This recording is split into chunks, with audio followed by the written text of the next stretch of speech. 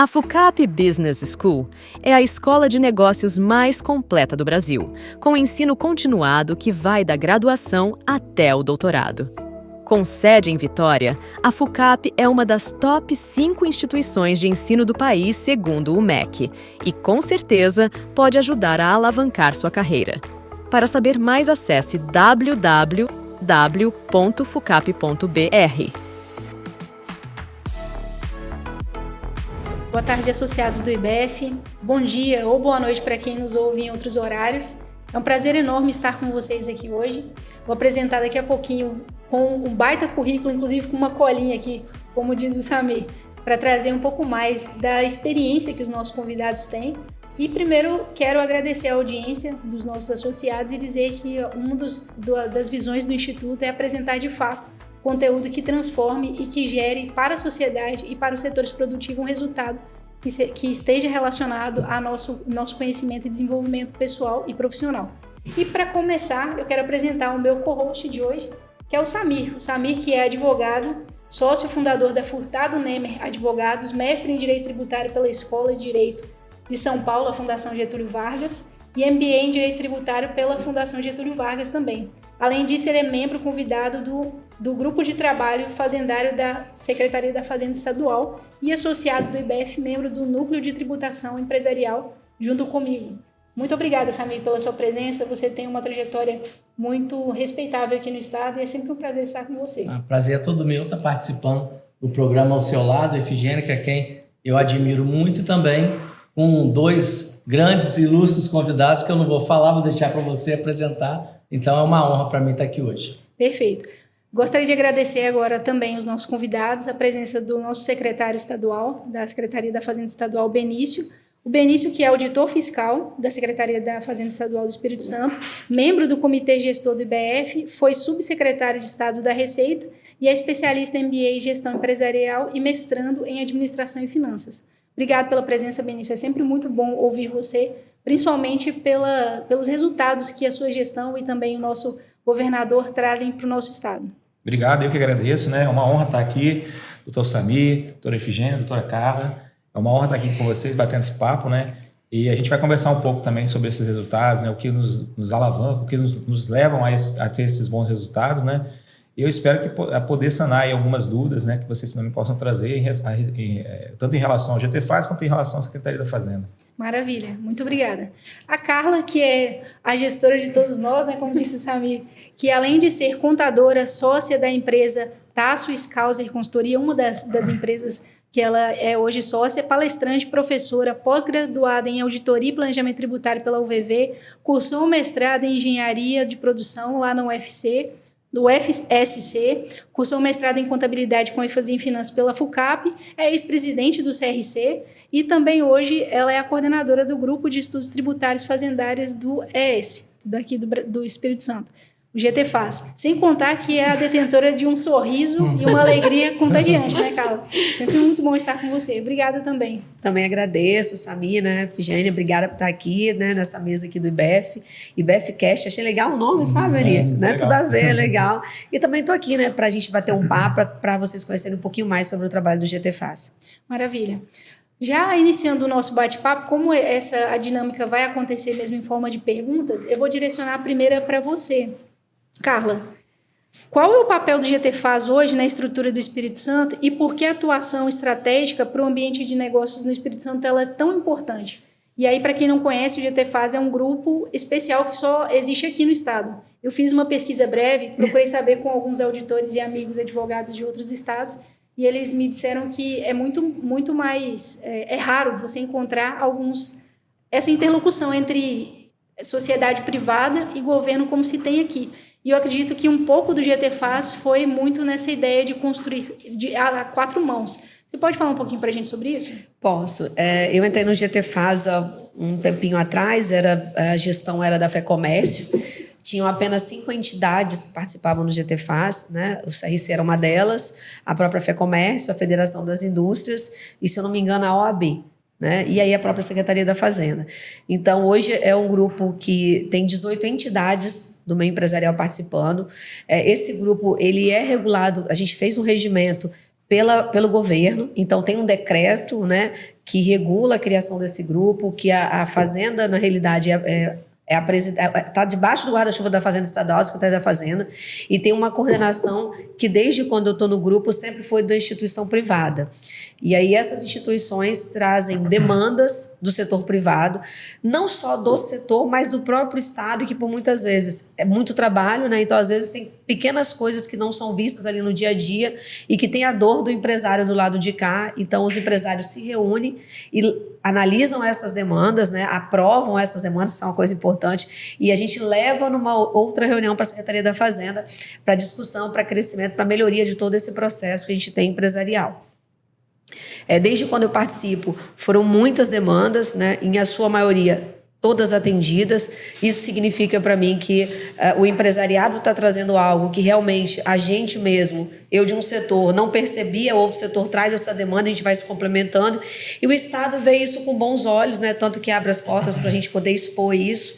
E aí aprova ou não essa demanda, se ela vai agregar para o setor de uma forma, tanto Estado quanto entidades empresariais.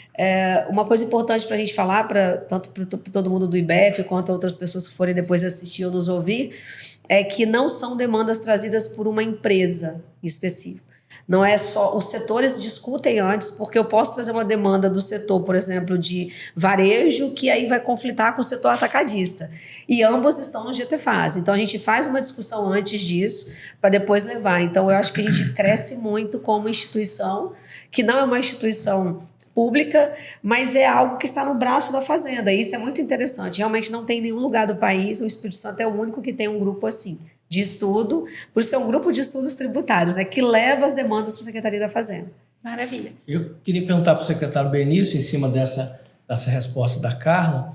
Eu imagino, obviamente, para o lado do cidadão, das empresas, tem um ganho formidável essa interlocução direta, essa fala direta. Também queria saber pelo lado da Fazenda, se isso também ajuda tomada de algumas decisões, amadurecer determinadas decisões, no trabalho de forma geral da Secretaria da Fazenda, como esse diálogo também direto e franco e muito democrático, eu diria, e republicano, que você conduz de forma magistral, Benício, secretário Benício, como isso contribui para o trabalho, não só seu, mas dos auditores de forma geral, né? Então, é importante sua pergunta, porque o GTFAS é um grupo de trabalho, né, como o próprio nome já diz. Esse grupo de trabalho ele tem um intuito maior de trazer para a Secretaria da Fazenda, para dentro do ambiente público, as dores dos setores privados, das entidades que estão representando os setores privados, né? Muitas das vezes, quando a gente faz uma proposição legislativa, a gente, obviamente, que tem o intuito de sempre promover o Estado, né, promover o desenvolvimento econômico do nosso Estado, mas algumas ações podem ter um efeito contrário, né? Ninguém é perfeito. Já aconteceu da gente editar uma legislação pensando em uma coisa e acontecer outra. Isso é normal, né?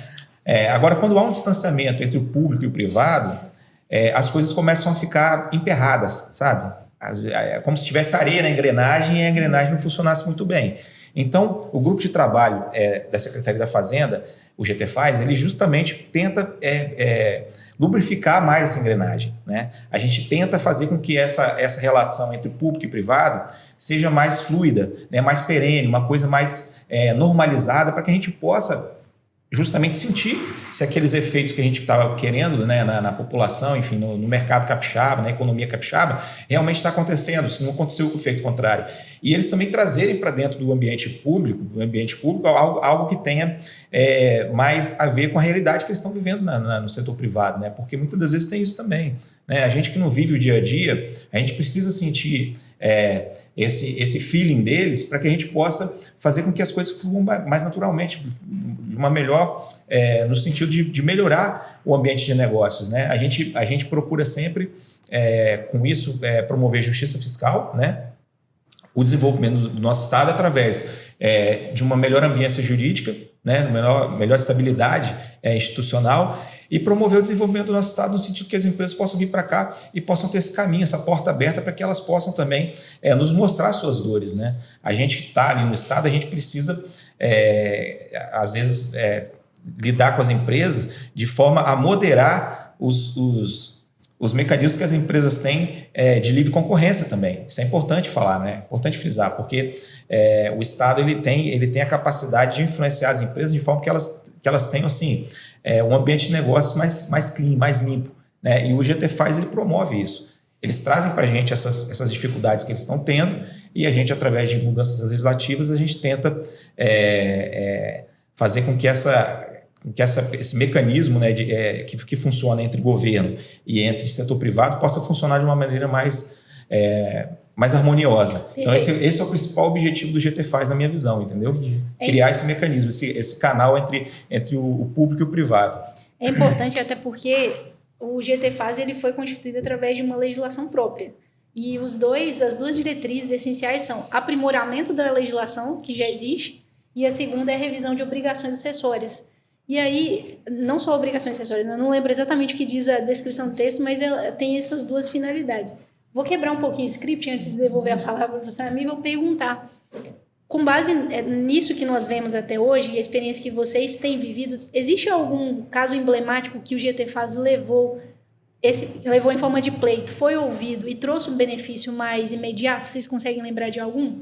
Eu me lembro de ver uma discussão sobre a DOT, que é a Declaração de Obrigações Tributáveis, mas eu acredito que tem outros casos também. TVTF. Não, nós tivemos vários casos. Um caso emblemático, na minha visão, foi até mais importante, foi a questão da decisão do STJ sobre a tributação dos benefícios fiscais, né, em que a gente tinha que mudar o nosso benefício do atacado, né, retirar o benefício de redução de base de cálculo para crédito presumido, né? E a gente fez isso através do GTFAS. O GTFAS trouxe para a gente essa demanda, né? Essa demanda dessa mudança desse benefício, um benefício que é extremamente importante para o nosso Estado. Foi através dele que a gente fez toda essa modificação estruturante no nosso benefício para que as empresas pudessem ter mais segurança jurídica no nosso Estado. Então, esse tipo de mudança, na minha visão, ele é muito emblemático, porque além de ajudar as empresas, também beneficia o Estado, entendeu? Então, nosso Estado hoje ele consegue trazer mais empresas aqui para o nosso Estado, justamente por a gente ter promovido essa segurança jurídica através da mudança do nosso benefício. Teve a questão da Selic também. Teve a questão da Selic. Teve várias situações. Teve a questão da legislação da multa, que também foi revisada, né, para beneficiar o contribuinte.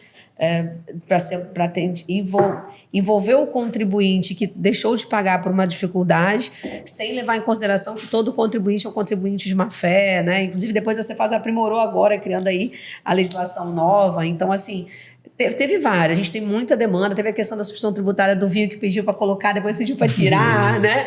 E a Cefaz, ela sempre analisa, porque a gente também tem que lembrar, Efigênia, a gente que é do setor produtivo, que o Estado ele precisa de recurso para a máquina andar, né? Então, quando a gente traz uma demanda, é raro, desde o período que eu estou, mesmo antes de ser coordenadora, é raro uma mudança para modificar o tributo. Sendo bem sincera, desde o período que eu estou, tá, Benício? É muito mais uma melhoria da legislação, desburocratização, aprimoramento como ele falou, de uma legislação que já está ali, às vezes, há 5, 10, 20 anos, e que não está mais adequado ao nosso dia a dia. É muito mais isso do que, reduz lá, cai de 17 para 7. Eu nunca vi uma demanda de redução de encargo, efetivamente. Para não dizer nunca, vamos dizer do carro elétrico. Né, e para deficiente que teve uma solicitação decorrente de todo esse movimento de ESG, né? Essa coisa assim. Mas fora isso, eu não me lembro. Carla, e assim, com a reforma tributária vindo aí, hoje o GTFAS, que já tem um peso muito importante, a previsão é que ganhe ainda mais relevância, né? Já que os estados vão deixar de ter um peso maior, pelo menos os empreendimentos, da questão da atratividade em termos de incentivos fiscais, para buscar um lugar que tenha ambiente de negócio favorável, segurança jurídica. E, nesse sentido, o GTFAS pode ser ainda um catalisador muito mais forte do que já é, né? Você tem essa perspectiva também? Eu vou ser bem sincero, eu não tinha essa percepção, mas da forma como você está vendendo, vamos dizer, seu trabalho, é porque assim, você ir para um estado onde você tem uma abertura de tratamento, uma abertura de negociação com o estado é muito bom. Aí, de repente, vai pensar, mas vai mudar o critério de recolhimento do imposto, vai mudar a destinação. Mas isso vai demorar muito ainda. Eu até brinquei esses dias com um empresário que está trazendo um empreendimento para o Espírito Santo. Falei com ele, 2032 está longe, amor, dá para a gente fazer muita coisa até lá. Mas eu acho que a gente pode, assim, mostrar que o ambiente de negócio ele é salutar, que ele é perene e que ele é leve, porque eu enxergo assim. Então, hoje, quando um profissional contábil, qualquer, lá no GTFAS, cara, vamos dar um exemplo, a nota fiscal lá do produtor rural semana passada. Pô, não estamos conseguindo emitir a nota, cara, na mesma hora, Benício, com quem eu vejo isso na fazenda? Fala com fulano, eu vou lá, mando para ele, tá acontecendo, não, realmente estamos com problema, mas tem a alternativa tal, então eu já venho com aquilo, já divulgo em todos os grupos. Então, isso é comunicação. Será que em outro estado eu conseguiria ter essa tratativa de saber direto com o secretário da Fazenda e ele já delegar para o auditor responsável como que faz para resolver o problema, para orientar os contribuintes, ou ninguém conseguiria emitir nota e ficaria todo mundo naquele vácuo só reclamando? Então, esse retorno para a sociedade, eu acho que é o maior ganho que a gente tem, e eu acho que vem sim com a reforma tributária a ajudar. Eu acredito, a gente vai fazer um evento agora, né, o GTFAS, uma live, não está no nosso hall de atribuições, mas o IBF trouxe a ideia, e a gente vai fazer uma live até com o Bruno Aguilar, que é o auditor fiscal, sobre essa questão do reflexo da reforma tributária para as PMEs. Eu acho que a gente tende, de repente, a ter uma outra... dar uma repaginada, né, depois, né, da reforma aí, com a Secretaria da Fazenda, do que mais o GTFAS pode fazer para ajudar, né, esse mercado. E a Secretaria trabalhando em conjunto. Perfeito. Tem um ponto importante que eu queria trazer para os nossos ouvintes, que o GTFAS, como ele tem... São cadeiras, são pessoas que representam entidades, essas pessoas estão vinculadas às suas entidades. Então, o pleito ele passa muito por um filtro se aquela demanda não é só minha ou se é de um grupo de empresas, né? Isso é interessante porque muitas vezes, e aí o pouco tempo que eu estou atuando, atualmente eu fui designada, tive o prazer de participar na cadeira do IBF como titular. Eu vejo algumas discussões que muitas vezes lá na Secretaria da Fazenda talvez não haja uma clareza, mas que acontecem dentro do nosso grupo, Benício, que é a decisão que o setor de comércio vai sugerir ou gostaria que fosse tomada, algum aprimoramento de legislação, impacta, por exemplo, no setor de rochas. Há esse conflito, às vezes, dentro da iniciativa privada. Só que o grupo ele foi tão bem estruturado que o que se privilegia é a unanimidade na maioria das decisões. Então, ainda que aquela decisão, aquela sugestão traga um malefício, ainda que traga um benefício para um grupo, mas um malefício para a maioria, essa decisão não é votada assim. Ela é votada com a maioria. Isso é interessante porque privilegia um livre mercado mesmo, de certa forma. Porque não são benefícios setoriais que vão fazer o Estado crescer, mas sim uma legislação que seja justa para todos, pelo menos que seja aplicável para todos. Então, eu acho isso muito bacana. Eu queria, secretário, a gente te fazer uma pergunta em relação à tecnologia. A gente vê que em vários setores a tecnologia hoje é uma realidade que se impõe, e na área fazendária também, né? Seja com viés de aproximar o contribuinte, as empresas, o cidadão, junto à Secretaria da Fazenda, e seja também com viés de fiscalização mesmo, que eu imagino que hoje já não faça mais sentido você ter auditores fiscais na rua fazendo visitas a estabelecimentos ou na beira de uma estrada, enfim, já que a base de dados hoje é muito conhecida e sólida também, e as fiscalizações mais efetivas, penso eu, e aí eu queria saber da sua opinião, se é isso mesmo, é mais com cruzamento de dados, trabalhar com inteligência. Então, se você pudesse falar para a gente como a Secretaria vem lidando com a questão da tecnologia da informação, seria importante. Sua pergunta é legal porque, assim, ela vem ao encontro do que a gente vive hoje no mundo, né? A gente vê aí com a inteligência artificial, as coisas elas estão evoluindo, principalmente no ramo tecnológico, de maneira muito rápida, né? A gente já tem planejamento na Secretaria Fazenda de utilizar a inteligência artificial também para fiscalização, né? A gente já está trabalhando nisso. E desde que eu entrei na Secretaria da Fazenda há 10 anos, né? Desde que eu entrei lá, muita coisa mudou. Vocês veem como que é rápida essa evolução tecnológica, né? Então, hoje, por exemplo, a gente não tem mais esse viés que você falou de atuar na fiscalização de trânsito em loco nas empresas. A gente tem muito mais um viés de atuar no cruzamento de dados eletrônicos, né? Principalmente nas obrigações acessórias. Então, cruzamento de notas com a escrituração fiscal digital, né? A gente cruzamento de CTE, enfim, a gente tem uma série de cruzamentos de dados ali que a gente faz até com outras instituições, com a Receita Federal também, né, com outras secretarias, que a gente vai fazendo esse cruzamento de dados para chegar nos objetivos que a gente tem com a fiscalização, né? Mas é bom frisar o seguinte, que a gente passou também de uma fiscalização mais repressiva uma fiscalização mais orientativa também. Houve essa mudança dentro da Secretaria da Fazenda. Então, muitos dos nossos procedimentos hoje, a gente já tem autorregularização, por exemplo, que não tinha antes, né? E onde o contribuinte que é pego numa autorregularização, ele tem uma série de benefícios ali de redução de multas, enfim, que são bem mais brandas do que uma fiscalização propriamente dita, né? Uma fiscalização ordinária. Então, a gente mudou muito a Secretaria da Fazenda, a gente saiu de uma ótica repressiva para uma ótica mais orientativa, né? Na Secretaria da Fazenda. O próprio GTFaz é um exemplo disso, né? Que a gente traz a iniciativa privada para perto do fisco, né? Eu estou falando Secretaria da Fazenda, mas especificamente agora é o fisco, né? A gente traz a iniciativa privada para perto do fisco. Antes era muito isolado, entendeu? Eram mundos muito distintos. Isso era ruim para ambos os lados, tanto para a Secretaria da Fazenda quanto para a iniciativa privada, né? O fisco, ele tem o viés dele, não é autuar, não é autuar. Eu penso muito nisso, muito pelo contrário, ele tem que orientar. Para a gente, quanto mais a arrecadação orgânica tiver, melhor. Obviamente que quem está querendo sonegar, burlar o fisco, ele tem que ser punido, penalizado, punido por conta de estar prejudicando o próprio ambiente de negócio em que estão inseridas as empresas, né? Não é raro, muito pelo contrário, é muito comum ir em empresas da Secretaria da Fazenda pedir fiscalização. Tem N exemplos que a gente pode falar, entendeu? Setor do café, setor de rochas, setor de argamassas, enfim, uma série de setores que de vez em quando vão lá, fiscaliza. Por quê? Porque você botar um contribuinte ruim, né, no meio daqueles contribuintes bons que estão pagando seus impostos, é extremamente nocivo, prejudica demais. Fora a concorrência desleal que gera. Desleal. Né? Então, um papel da Secretaria da Fazenda também é fomentar a concorrência leal, né? A gente precisa ter um ambiente concorrencial saudável, senão a gente prejudica tudo. Quebra até empresas, seja empresas que quebraram porque o concorrente estava sonegando e quebrou a empresa, né? Então, assim, esses mecanismos de fiscalização que a gente tem hoje, a gente busca coibir quem realmente está sonegando para valer, né? Porque também existe uma sonegação que ela é em decorrência da gente ter um sistema tributário hoje extremamente ruim de se trabalhar, né? Esse é um dos pontos positivos da reforma, eu acredito que ela vai simplificar. A gente vai passar por um período, já estou falando da reforma, a gente vai falando muito, mas sempre fala aí. Mas é a próxima pergunta, pode então assim, a gente sai de um ambiente de uma complexidade muito grande para um ambiente mais simples. É isso que a gente pretende, é isso que a gente espera da reforma tributária.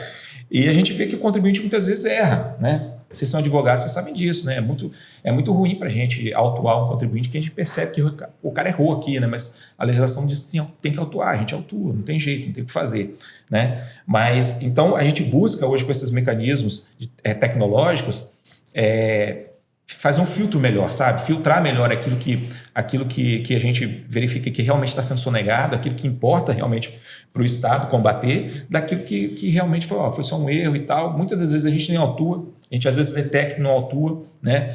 Lógico que dependendo da relevância, dependendo do volume também, né? Então, uma série de fatores aí que influenciam.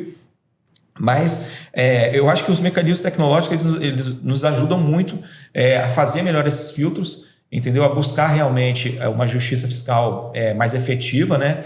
Melhorar os processos dentro da Secretaria da Fazenda, melhorar até como a gente gasta o dinheiro público, né? Porque o servidor público dentro da Secretaria da Fazenda custa dinheiro público, então a gente precisa fazer com que ele seja efetivo também, né? Você botar um conjunto de auditores para fiscalizar uma grande empresa, por exemplo, demanda tempo, demanda recurso, demanda dinheiro. Aí você imagina, faz a fiscalização, chega lá no final, não deu em nada. Ou então foi um erro essa fiscalização. Olha o dinheiro público que foi gasto ali, jeito, né? Poderia não ter sido feito, ter sido voltado o foco para um outro setor, uma outra empresa. Então a gente conseguiu gerar eficiência com esses mecanismos tecnológicos. E tem o outro lado também, né, secretário? Assim, que mesmo para nós, advogados, contadores, contribuintes, hoje você acessar a Secretaria da Fazenda com esses meios fica muito mais fácil de tirar uma dúvida, pegar um esclarecimento, que antes não é que não tinha, mas era muito mais difícil. E com as ferramentas hoje digitais, melhorou muito para nós também, profissionais liberais, ter esse acesso, né? Muito boa sua colocação, Samir, porque é o seguinte, eu lembrei de um fato que é uma mudança que a gente teve agora recente, que foi o atendimento exclusivo aí a advogados e contabilistas. Então, assim, se não fosse a tecnologia, primeiro, a gente não teria como montar isso, né? Montar esse novo tipo de atendimento, né? E também vai ao encontro do que é o objetivo hoje da Secretaria da Fazenda. A gente já tem o GT Faz, que também corrobora com esse objetivo, que é de aproximar a iniciativa privada da Secretaria da Fazenda. Esse atendimento exclusivo que a gente tem hoje faz justamente isso, né?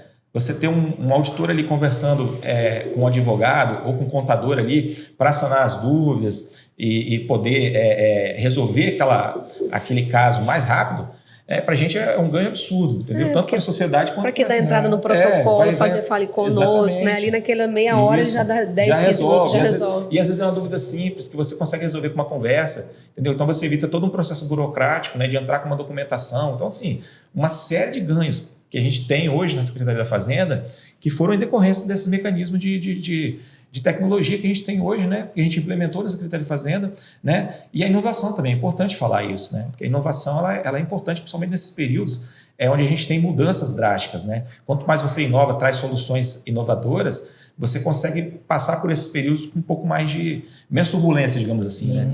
Então, a gente vai estar diante agora de uma reforma tributária que a gente vai ter que operacionalizar. Eu sempre falei que o pior da reforma tributária é operacionalizar essa reforma e você ter ferramentas tecnológicas é extremamente importante junto com a inovação. Então, acho que isso é o mais importante para a gente agora. Maravilha. Tem um ponto também que me veio à memória, que é a contagem em dias úteis, né? Assim, o advogado, ele sempre contou os prazos em dias úteis. Primeiro corridos, 2015 para cá, dias úteis. E fazer a gestão de um prazo, às vezes aqui, um prazo no Ceará, um prazo no Amazonas, um prazo no Rio Grande do Sul, mais os prazos de processos, era extremamente difícil.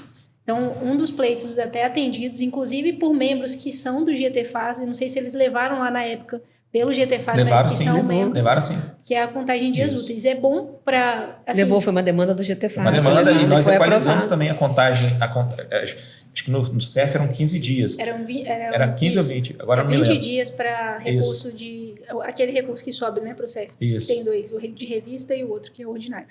E foi para 30 também. Exatamente, nós equalizamos, né? Porque eram prazos diferentes. Então, assim, é isso. A gente vai... Como a gente vive num sistema tributário extremamente poluído, extremamente complexo, né? A legislação, ela tem furos, assim, enormes.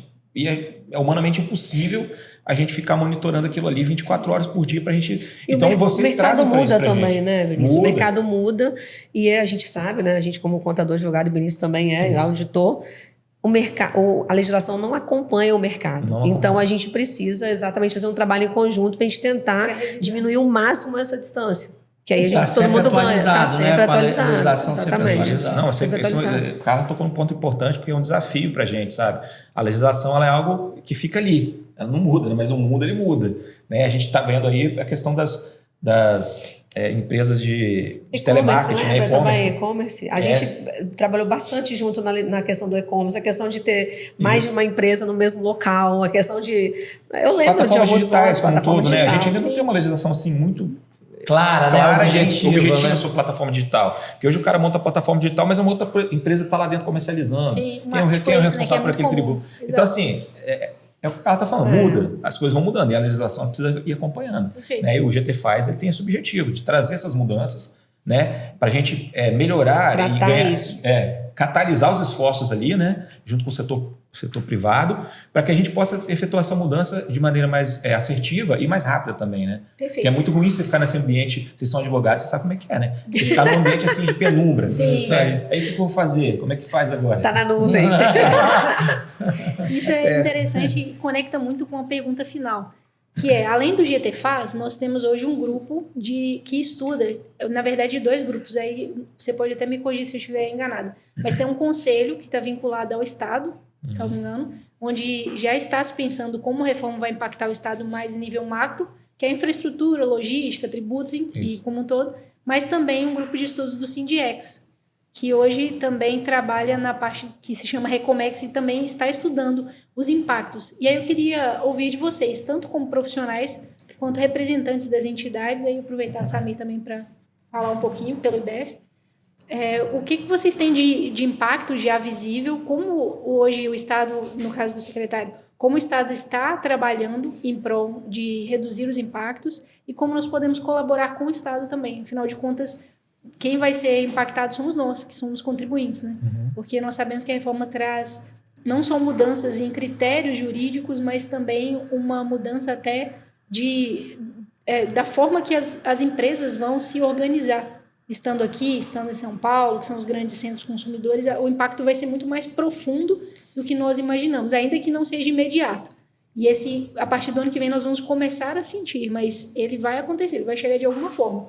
E até, assim, finalizando a pergunta com uma breve reflexão. Eu fiz uma visita técnica recente ao grupo de empresas de Porto, lá do lado de Aracruz, e eles disseram que até a nível de infraestrutura, o que o Estado tem já está 2 anos atrasado.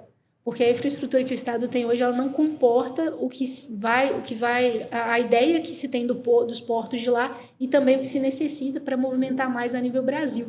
Então, eu acho que o desafio que o governo tem é muito grande, mas, ao mesmo tempo, eu sou uma pessoa esperançosa. Eu acredito que nós já estamos trabalhando para trazer soluções e eu queria ouvir de vocês um pouquinho sobre isso. Eu vou falar minha parte de ouvinte, tá?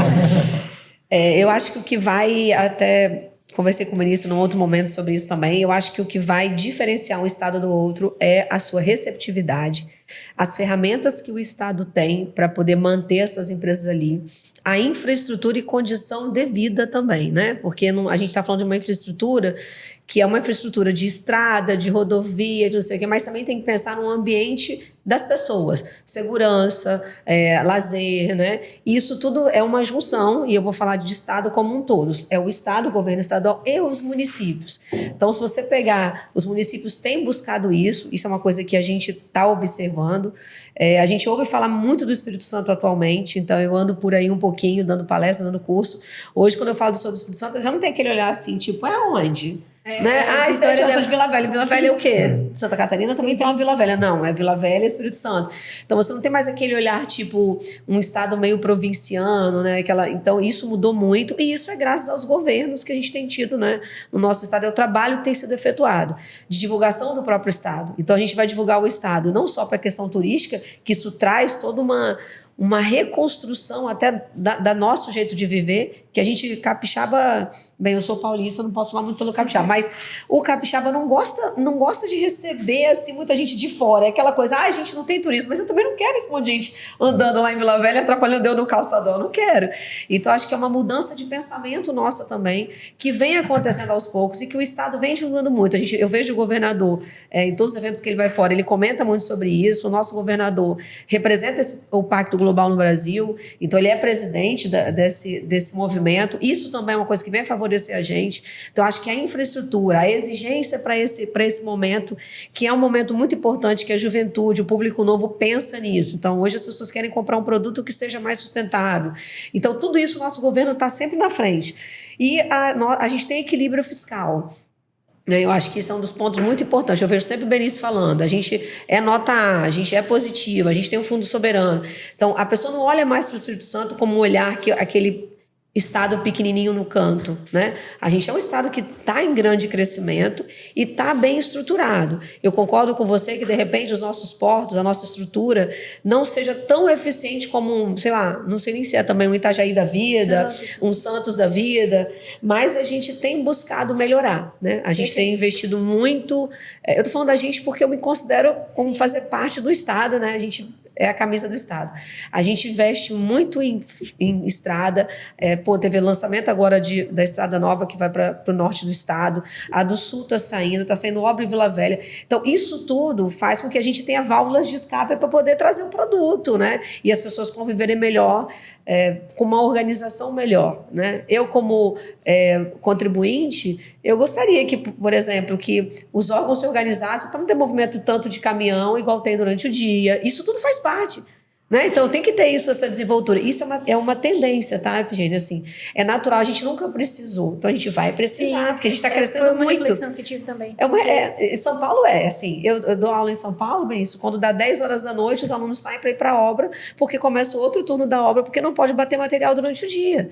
Por quê? Porque senão já é um trânsito louco. Então, imagina, a gente vai chegar nesse nível também, porque a gente está crescendo e está crescendo rápido. É a minha visão, assim, como contribuinte. Eu acho que o GTFAS vai poder contribuir com ideias, né? Como a gente já deu várias vezes. Em outros momentos, diretamente até para o governador, entendeu? A gente não explora muito aquilo que a gente tem. A gente insistiu muito para, se dar um exemplo, para liberar o transporte aquaviário.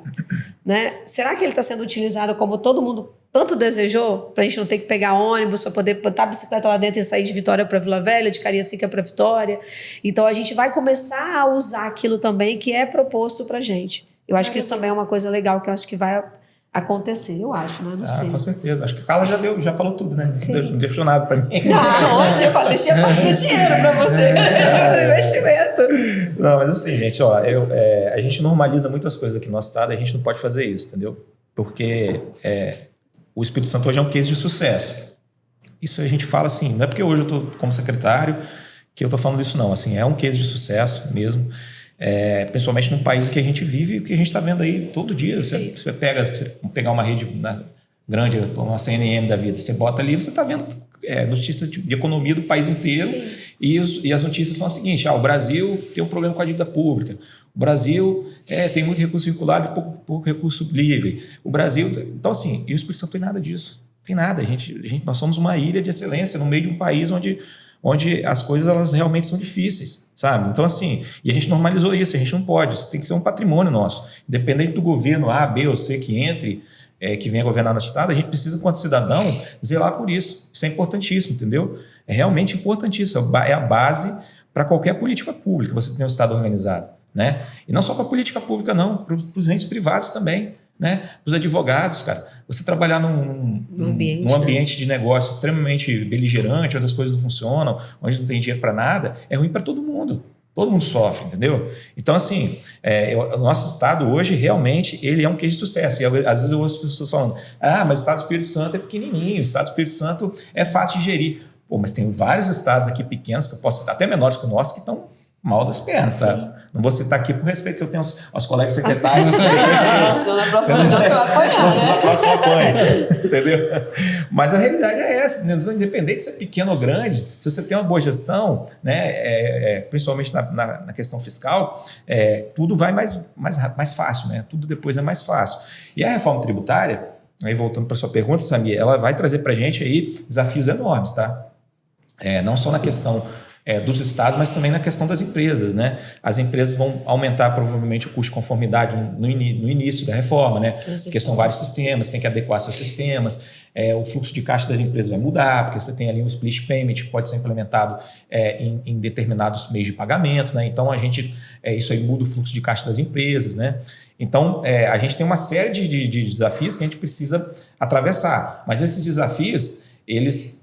tirando a questão dos benefícios fiscais, né, que isso vai afetar mais alguns estados do que outros, mas é um desafio do país, né? A mudança, né, de sistema tributário é um desafio para o país. A gente vai ter impactos econômicos, impactos jurídicos, vocês sabem disso, né? Então, a gente precisa ir com muita cautela, com muita calma, né, e conversando bastante para a gente poder fazer essa transição da reforma tributária com menos impacto negativo e positivo para a população, né, que no fim das contas é o cliente de todo mundo, né? Nós somos população também. Então, a gente precisa fazer com que as coisas elas funcionem, né? E a reforma tributária ela vai impactar a compra das pessoas no supermercado, vai impactar o pagamento da escola dos filhos, para quem paga escola, o pagamento do plano de saúde, tudo isso vai ser impactado, né? Tudo isso vai ser impactado porque tem relações de cargas tributárias modificando ali, diferentes, né, do que era antes. Então, novos contribuintes. Até isso equalizar e ficar novos contribuintes, novos serviços sendo tributados, novas relações mercadológicas e mercantis sendo tributadas. Então, é uma série de coisas, cara. É difícil até de falar assim, o que vai acontecer, porque é um exercício de previsão, né? muito grande, né? Estaria até sendo leviano aqui de tentar prever alguma coisa. Mas, assim, a gente vai passar por um período de 2026 a 2028 de teste, né? Então, esse período ele vai servir para a gente já ter assim, uma noção do que pode acontecer. E aí fazer esse exercício de futurologia com mais calma e mais assertividade, né, digamos assim. Então, a gente precisa ter essa consciência. Aqui para o nosso estado especificamente, a questão dos benefícios fiscais é uma questão muito cara, né, porque a gente ancorou muito desenvolvimento econômico nosso em questões de benefício fiscal, né? Mas, por outro lado, o Estado ele tem vantagens competitivas, né? A gente tem vantagens competitivas, uma delas é a estabilidade que o nosso Estado tem hoje, estabilidade fiscal, né? Isso é uma vantagem competitiva gigantesca para o nosso Estado. Outra vantagem competitiva, a nossa infraestrutura, né? O Estado já está sendo avaliado aí como entre top 2 de infraestrutura do país, né? Não sei se vocês já viram isso, né?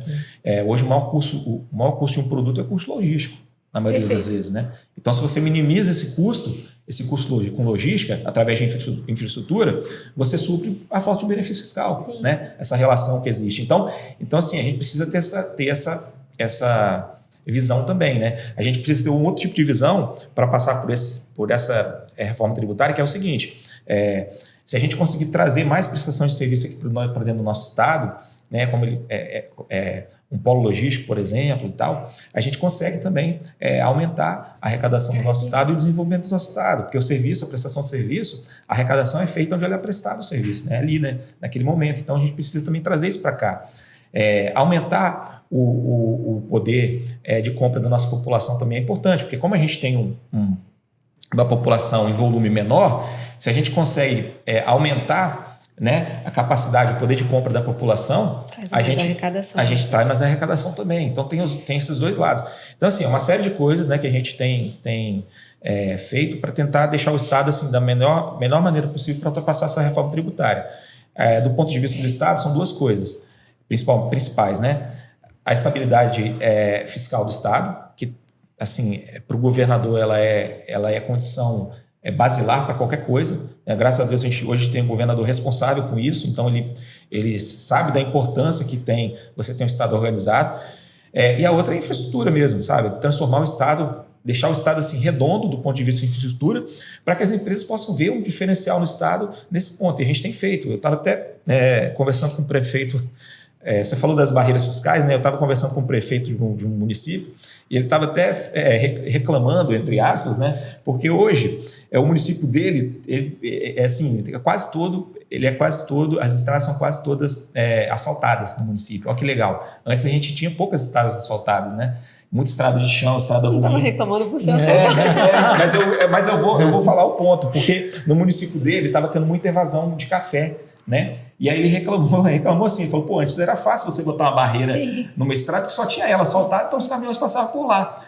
Hoje, como tem muita estrada asfaltada, o que acontece? Você tem N opções da mercadoria de evacuar a mercadoria. E para a gente fiscalizar uma por uma fica impossível, entendeu? Até por isso que a gente criou o Cerco Inteligente, para a gente poder ter... Você não tem a barreira física ali, mas você tem a barreira eletrônica. É muito mais efetiva. Mais efetiva até, então, entendeu? Então a gente também vai criando mecanismos para poder... Mas assim, você vê que o desenvolvimento do Estado gerou essa dificuldade, né? Para ele é uma dificuldade, mas óbvio, né? Ninguém é contra aqui fazer estrada. É maravilhoso, é turismo, né? Hoje você vai, por exemplo, sou de Alfredo Chaves, né? Não sei se vocês sabem. Você vai ali para Matilde, antigamente era estrada de chão. Matilde é um ponto turístico maravilhoso no nosso estado, né? Cachoeiras, enfim, uma série de coisas. Hoje está tudo asfaltado, cara. Você sobe lá para Matilde ali, vaza ali no posto do café. São João também era. Também, estrada de chão. Mas está tudo asfaltado. Então, o cara que é turista, ele quer comodidade. Ele vem para o estado para... Ele não vem para o estado para andar com o carro dele no estrada de chão, né? Ele vem para andar no asfalto. Então, vai lá para cima visitar as cachoeiras, já está tudo asfaltado, tudo bonitinho, sabe? Então, assim, você vai gerando infraestrutura, isso vai atraindo turismo também. Vai abrindo novos hotéis, aí vai prestando serviço, as pessoas vão consumindo ali dentro. Isso. Então, assim, uma série de fatores, uma série de coisas que a gente precisa ir coordenando e ir ajustando. E o nosso estado hoje, eu garanto a vocês, está muito bem administrado nesse ponto. O governador hoje ele tem prioridade, ele sabe das dificuldades que a gente vai ter, então ele prioriza essas coisas para que a gente possa transitar do modelo que a gente tem hoje tributário cheio de benefícios fiscais para um modelo mais clean, sem benefícios, sabe? Transitar de uma maneira mais tranquila, sem o Estado sofrer tanto. Obviamente que vai sofrer, né? Mas assim... a gente pode amenizar esse sofrimento, né? E esse dispêndio de mão de obra, enfim, de inovação, de energia que a gente vai ter com essas coisas que a gente já tem sendo implementadas aqui no Estado. Bacana. E é interessante porque, às vezes, nós somos muito... Assim, nós, como contribuintes, queremos saber para onde vai o nosso dinheiro, né? E a primeira pessoa que nos vem à mente, às vezes, é o governo do Estado. Mas uma fala que a Carla trouxe que eu achei sensacional os municípios também vão ter que tomar alguma decisão, alguma atitude. E eu acredito que a reforma vai trazer talvez ao contrário do que muitos imaginam, que a quebra do pacto federativo, ela vai gerar uma necessidade dos prefeitos se avizinharem dos governadores. Porque, querendo ou não, um estado como o nosso, que está bem fiscalmente dizendo, tem muito mais capacidade de firmar um convênio ou se aproximar mais do município do que outros estados. Então, existe também uma responsabilidade por parte dos prefeitos. Seu comentário é legal porque é o seguinte, com esse novo sistema tributário, todo mundo vira sócio. Né? Exatamente. Todo mundo é sócio agora. Então, assim, União, Estado e municípios vão ter que cuidar do imposto. Sim. Né? Porque no final vai ser uma competência conjunta ali. Sim. Todo mundo vai estar... um vai estar vigiando o outro, um vai estar fiscalizando pelo outro. Então, assim, vai ser bom para todo mundo, sabe? Hoje você tem o ISS ali, que é dos municípios, o Estado não se mete. Então, se tiver alguma evasão fiscal ou alguma sonegação, é problema dos municípios, né? E a gente tem o ICMS, então também se tiver ocorrendo alguma coisa ali e tal, apesar do município ter uma parte, né? Ele também não se envolve muito. Agora, com o IBS, não. Com o IBS, todo mundo é sócio, todo mundo vai estar junto. Né? Então, se cair a arrecadação por sonegação, prejudica o município, prejudica o Estado, prejudica a União. Então, essa é uma das vantagens, né? Eu acho que vai haver um fortalecimento, né, através de convênio, a gente ainda não sabe exatamente como, né? Mas a gente vai haver um fortalecimento e uma aproximação entre esses entes, com certeza.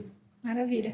Vou deixar o Samir trazer também um pouquinho sobre isso, sobre a reforma, e nós concluímos o nosso podcast. Eu sou muito otimista também, Efigênia, na mesma linha da Carla e do Benício. Acho que, conforme o secretário falou, o Espírito Santo foi muito ancorado nos incentivos fiscais, né, para competir com os gigantes econômicos que nos cercam, Rio, São Paulo, Minas Gerais. Mas a gente também, o Espírito Santo, o capixaba é muito resiliente, né? Na década de 30 foi dizimado nossos cafezais, a gente superou. Depois teve a questão do royalty do petróleo, a gente superou. Depois a questão do Fundap, a gente superou. E a gente está muito bem posicionado, mesmo com o fim dos incentivos fiscais. Primeiro tem um lado público, que é excepcional o ambiente de negócio que a gente tem no Estado, e acho que é importante colocar a luz num ponto que vocês colocaram, que às vezes a gente se acostuma aqui no Espírito Santo, mas essa não é a realidade da maioria dos estados, não é esse ambiente republicano, esse ambiente aberto, que você pode acessar as pessoas de forma republicana, conversar abertamente. O único estado que nota A mais, né, no Tesouro Nacional, com as contas organizadas, os índices econômicos cada vez subindo e os sociais também subindo. Temos um banco de fomento que um mini BNDES, digamos assim, que vai ser fundamental, na minha visão, na questão da reforma, da atratividade. E se a gente traçar um círculo aqui em volta do Espírito Santo, num raio de 1.200 quilômetros, a gente está falando que a gente está a 70% do PIB nacional. Então, uma hora a gente está no Rio, São Paulo, Minas, a gente tem Porto, está saindo agora já em obra o Porto lá de Presidente Kennedy, Porto aqui da Samarco, Vila Velha, Vitória, agora Imetame, que vai mudar a configuração da logística no país, penso eu, vai tirar muita carga de Santos. Temos em São Mateus aeroportos também, né? Tem o de Vitória, tem Cachoeiro, Guarapari, tem aeródromo em São Mateus, Colatina, Linhares. Só fala então, o número de aviões particulares aumentado. Isso, o Estado é o que mais importa a aeronave, inclusive, né? Aeronaves e carros também, né? Isso, exatamente. Então, eu sou muito otimista. Se vai mudar as regras do jogo, mas eu acho que o Espírito Santo, graças ao trabalho da iniciativa pública e privada também, assim, a união de todos os atores, né? A gente está muito bem posicionado, penso eu, Efigênia. Maravilha. Que bate-papo excelente. Assim, eu acredito, de verdade, eu saí daqui com uma certeza de que nós estamos no caminho certo. E existe uma frase que eu gosto muito, de um economista que diz que a liberdade que nós devemos vigiar a liberdade para não perdê-la em fatias. Então, nosso compromisso agora, inclusive do nosso ouvinte aqui do podcast, é ouvir esse podcast, compartilhar e ter a certeza de que se nós continuarmos com essa interlocução junto com o Estado, trazendo ideias, mas também contribuindo de uma forma efetiva, nós vamos crescer juntos. Muito obrigada pela participação, Carla, Benício e Samir.